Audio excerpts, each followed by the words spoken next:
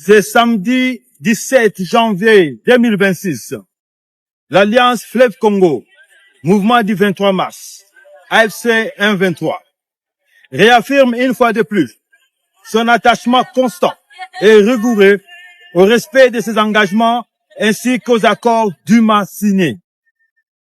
L'histoire retiendra qu'à ce jour, l'AFC 123 a honoré une décision difficile, le retrait total de son unité d'observation et de monitoring, laquelle assurait la sécurisation de la ville d'Uvira et sa population dans l'attente de la remise et reprise de la ville libérée avec la force nette. Il convient de rappeler que la ville d'Uvira constituait l'ancien bastion de forces coalisées du régime de Kinshasa, notamment les FARDC, les FDLR, les Maïmaï Wazalendo, les mercenaires étrangers, la force de défense nationale du Burundi. Uvira servait alors de quartier général à partir duquel étaient planifiés et menés des bombardements répétés contre nos positions et contre des zones densément peuplées du sud Kivu, y compris Minembwe. Ces attaques ont causé de lourdes pertes en vie humaine et provoqué des déplacements massifs de la population civile, causant une crise humanitaire sans précédent. Depuis la libération d'Uvira, un constat irréfutable s'impose. La population vit en paix, vaque librement à ses occupations en toute quiétude, sans tracasserie, sans vol, ni exaction. Aucun acte de cannibalisme n'y est signalé, aucune propagation de discours de haine, aucune politique d'exclusion. L'ordre, la sécurité et la dignité humaine ont été rétablis.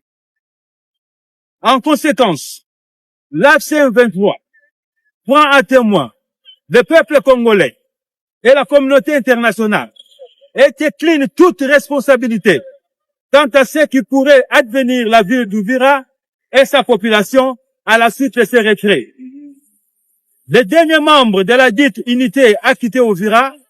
Dès lors, l'AFC 23 place la ville et ses habitants sous la responsabilité pleine et entière des Nations Unies et de la communauté internationale, désormais garante de la protection des civils, de la sécurité et du respect des droits fondamentaux à Uvira. L'AFC 23 reste fidèle à sa parole et à ses engagements. Merci. Reka mbasuhuze kandi mbifurize kugubwa neza no kugira umugoroba muhire. Ni umugoroba w'itariki ya 17. Ngira ngo muramureba harya ninde dada ni Lawrence Kanyuka niba ntibeshye. Ni Lawrence Kanyuka w'izinyeshyamba. Uvira iranze babijije icyuya, barimo baravuga amagambore, arimo aravuga ya ndongo. Biri ibyo arimo aravuga byose no kugira ngo yikure uruco mu kanwa. Amakuru mfite aka kanya muri uyu mugoroba nuko ku isaha y'isa 2:47 hari amakamyo ahagurutse hano muri Sange. Ni ku isaha y'isa 2:47 ku itariki ya 17 z'ukwezi kwa mbere 2027 hari amakamyo ahagurutse muri Sange yerekeza muri Uvira. Izi kamyo ni nyuma y'ibinyoma bikomeye cyane byari byashyizwe hanze n'izinyeshyamba za M23 zivuga yuko ngo zivuye mu mujyi wa Uvira. Amakuru ahari kandi yizewe afitiwe ibihamya nuko nyuma yo gutangaza iri tangazo hari imodoka zabo zigera ku 10 zavuye muri Uvira zirazamuka ariko ziragenda ntizarenga muri Sange. Muri Sange niho zagiye zirafungira, niho bari baparitse. Rero muri uyu mugoroba amakuru dufite ubu murabona turacyari mu masaha y'isa 3 saa 2 bamaze kongera bahindukiza imodoka bagarutse nanone muri Uvira. Si ibyo byonyine gusa, mwabonye yuko abasigaye muri Uvira noneho bahinduye strategy, biyambika imyenda y'igipolisi, bihindura nk'abapolisi ariko birazwi neza yuko ari abasirikare ba RDF na AFC M23. Ibi rero barimo baragaraguzwa hagati, barimo baragaragurika, barimo barapfa basamba. Murumva yuko barimo barasanga amagambo bavuze y'ubwabo ari imitego kuri bo, nta yandi mahitamo bafite. Ubu barongeye barakimiranye bazinze birago baragarutse ariko niho hahandi narababwiye nibyo bindi bya cyagisiga cy'urwara rurerure kimennye inda. Uvira bayinjiyemo banezerewe ariko uyu mwanya wa none barimo barayibabariramo, abandi barimo barayipfiramo. Ikindi kibabaje kandi gikomeye ni uko uyu mwanya wa none ntibashobora kuyirekura barabireba bagasanga ni igisebo, kandi nanone kuyigumana bagasanga ntibishoboka. Ubu rero bameze nk'ururimi hagati y'amenyo, nta mahitamo bafite.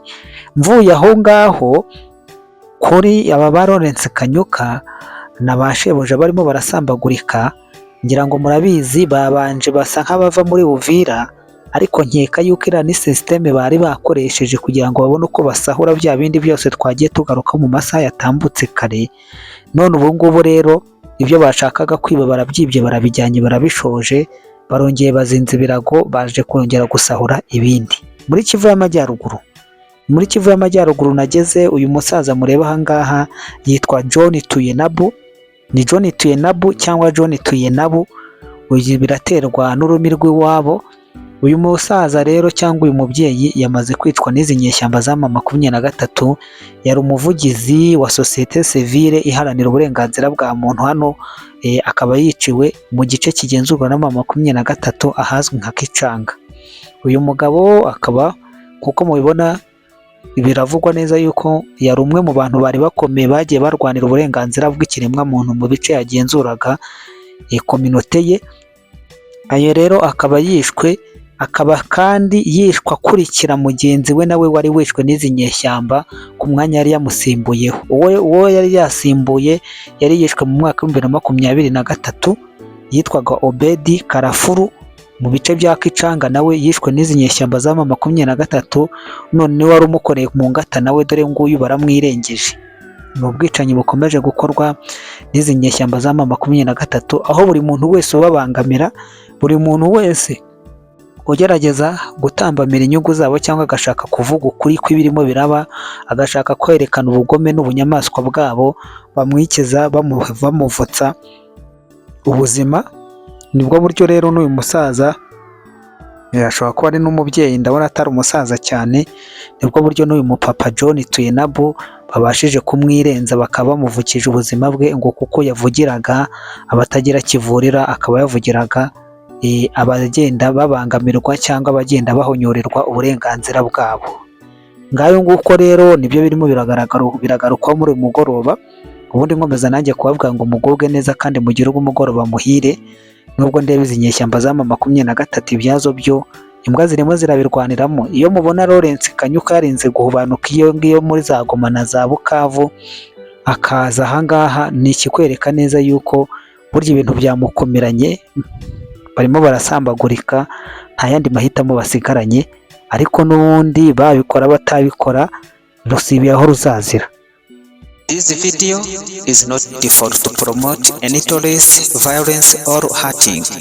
Our purpose and target is to inform and to teach, not to hurt anyone wherever. And I repeat that we never made this video to promote any terrorist or to promote violence or to promote any hurting. And our purpose and our goals is to inform and to teach, not to hurt anyone.